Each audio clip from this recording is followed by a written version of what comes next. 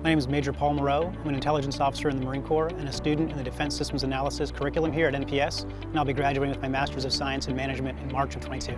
My thesis is on a cost-benefit analysis between two different intelligence-gathering aircraft, which is interesting to me because I'm an intelligence officer, so I got to do work that was interesting for my job field, but also hopefully will be valuable to the Naval Service as well. My program is in defense-focused management, and the faculty has been really fantastic. They've been over my shoulder throughout the beginning, from getting me brushed off of my quantitative skills when I first arrived to helping me integrate those skills into my research and my thesis. The professors that I worked with were there the whole time, helping me to understand defense problems and really working with me on my thesis research to get that approved and done in time, but also to crack new ground on a novel problem that was interesting to me. I think a defense-focused graduate education is extremely valuable. The world's changing, warfare is getting more complex and more technological, and the Marine Corps and the Navy are adapting to meet that challenge. And I think a graduate education really sets me up to be part of the change that's happening in our services to meet that challenge.